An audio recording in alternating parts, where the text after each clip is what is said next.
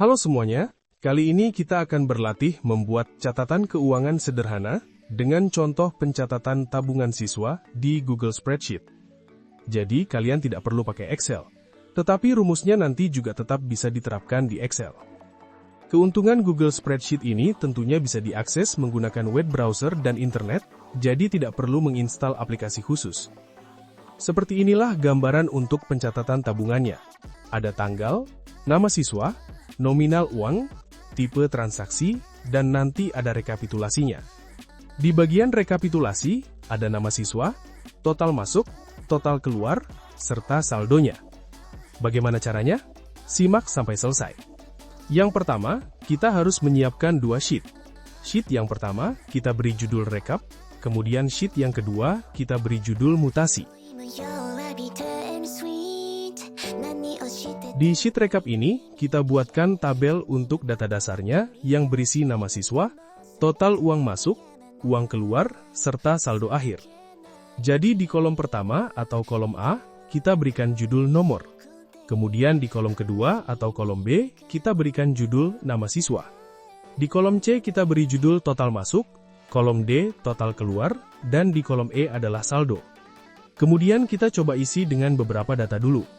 Untuk nama siswanya, misalkan kita isi dengan 5 data, Adi, Budi, Chandra, Desi, dan Edwin. Selanjutnya kita akan mencatat pengeluaran ataupun pemasukan dari setiap siswa itu di sheet mutasi. Untuk yang pertama, kita beri judul kolomnya yaitu tanggal. Kemudian kolom berikutnya nama siswa, lalu jumlah uang atau nominal uang, ini bisa uang masuk atau uang keluar. Nah, tipenya, entah itu masuk atau keluar, kita catat di kolom D. Nanti setiap kali ada transaksi dari siswa, kita catat di sheet mutasi ini. Mulai dari tanggal, nama siswanya, nominal uangnya, kemudian tipe transaksinya. Agar kita bisa menghindari salah ketik, misalkan di sini ada nama Adi, Budi, Chandra, Desi, dan Edwin, tapi bisa saja kita salah ketik menjadi Budi, pakai Y. Maka nanti kalau dirumuskan, jumlah transaksi serta saldonya tidak akan keluar. Untuk menghindari hal tersebut, kita bisa menggunakan fitur yang namanya data validation. Caranya adalah, pilih menu data, kemudian data validation, lalu add rule. Masukkan kriteria drop down from range.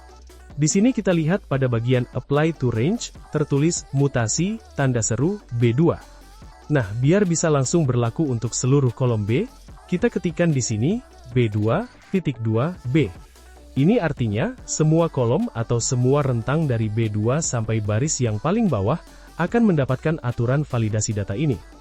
Kemudian untuk sumber datanya, kita ambil dari sheet rekap, pada kolom nama siswa. Klik OK. Jadi nanti, ketika kita akan menginputkan nama siswa, kita tinggal memilih dari drop-down ini. Kemudian untuk kolom tipe transaksi, kita lakukan hal yang sama. Tapi di sini kita tidak memilih drop-down from range. Karena mutasi itu hanya ada masuk dan keluar, kita masukkan opsinya secara manual. Kita atur rentangnya dari D2 sampai D baris paling bawah. Saya akan perlihatkan dulu bedanya kalau saya hanya menyorot sel D2 saja. Untuk kriterianya, pilih drop-down, kemudian pada opsinya, ketik masuk dan keluar, lalu klik Done. Bedanya adalah, kalau hanya D2 saja, nanti jika ada penambahan transaksi di baris bawahnya, drop-down-nya tidak berlaku. Jadi, untuk mengatasi hal tersebut, kita kembali lagi ke aturan tadi. Kita edit range-nya menjadi D2 sampai D. D ini artinya, seluruh baris yang ada di kolom D. Sebetulnya bisa juga kita ketik D.2D. Tetapi nanti baris paling atas atau judul kolom pun akan terpengaruh. Jadi kita kembalikan ke D2 sampai D saja. Kebetulan di sini saat ini maksimal barisnya adalah 1000. Jadi ketika saya mengetikkan D2 sampai D, nanti otomatis dia ubah menjadi D2 sampai D1000.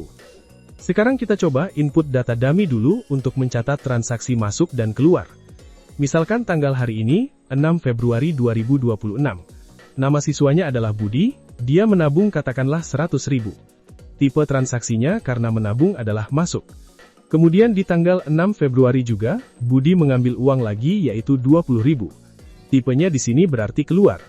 Kalau kita lihat di sheet rekap, belum muncul rekapitulasinya. Agar masuk ke rekapitulasi ini, kita harus menuliskan satu rumus, yaitu SUMIFS. Rumus SUMIFS artinya jumlahkan jika memenuhi kriteria atau kondisi tertentu. Rumusnya adalah sama dengan SUMIFS, buka kurung. Parameter yang pertama adalah SUMRANGE, mana yang mau dijumlah. Yang mau dijumlah tentunya kita mau menjumlah nominal uang. Di sini kita berikan seluruh kolom C di sheet mutasi, yaitu C2.2C. Artinya jumlahkan seluruh nilai di baris C2 sampai dengan C yang paling bawah. Kemudian parameter kriteria range yang pertama. Kita ingin mengambil hanya yang sesuai dengan nama siswanya saja.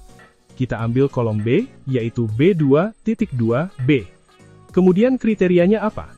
Kriterianya adalah sesuai dengan nama siswa yang ada di sebelah kirinya, yaitu sel B2 di sheet rekap ini.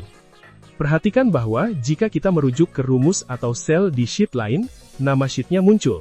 Tapi kalau kita merujuk ke sel di sheet yang sama, nama sheetnya tidak muncul. Tapi di sini kita lihat, ketika disalin ke bawah, rumusnya jadi ada kesalahan. Di baris Adi dia membaca C2 sampai C. Tapi di baris Budi, dia membaca C3 sampai C dan B3 sampai B. Ini terjadi karena rumusnya tidak kita absolutkan. Untuk mengabsolutkan selnya, kita bisa pakai tanda dolar. Setelah diberi tanda dolar, kita salin lagi ke bawah. Kita lihat total masuk untuk Budi menjadi 120.000. Dia sudah berhasil menghitung jumlah transaksi atas nama Budi, tapi belum bisa memisahkan nominal uang masuk dan uang keluar, karena kita baru menggunakan satu parameter di rumus SUMIFS ini. Agar benar, kita masukkan kondisi kedua.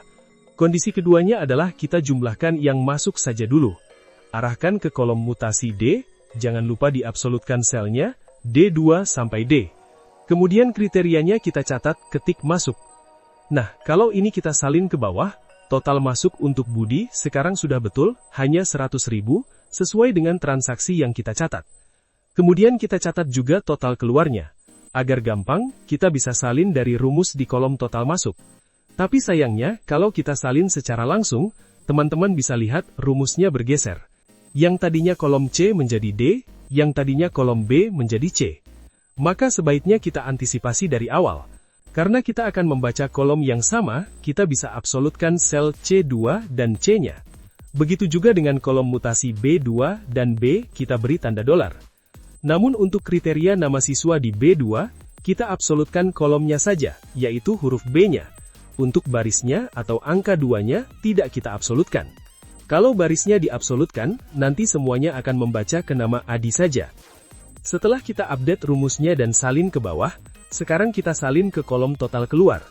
Kita lihat rumusnya tidak berubah meskipun disalin ke sebelah kanannya. Nah, agar di kolom total keluar ini benar, kita ganti kondisinya di dalam rumus, yaitu kita hanya mencatat yang keluar saja.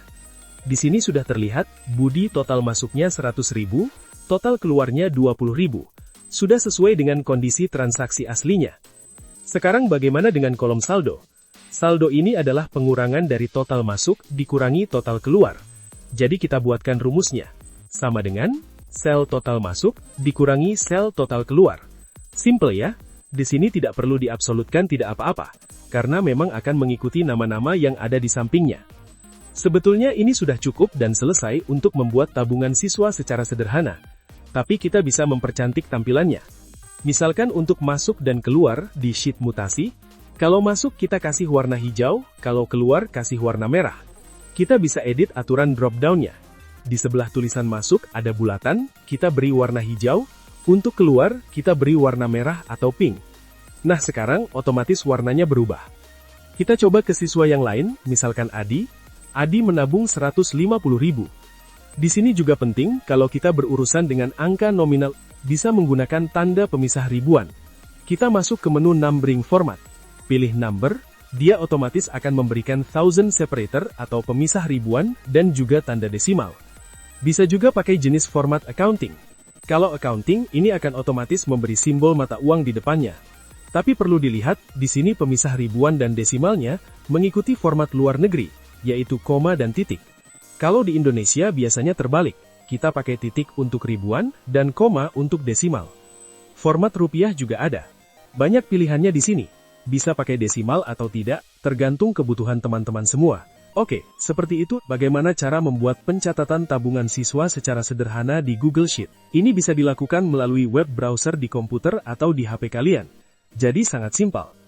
Kita rekap sedikit, tadi ada rumus sum ifs, kemudian ada rumus sederhana, yaitu pengurangan dari total masuk dan total keluar. Oke, sampai di sini dulu. Kalau kalian ingin belajar tentang Google Spreadsheet ataupun Excel dengan topik-topik lain, silakan tulis di kolom komentar ya.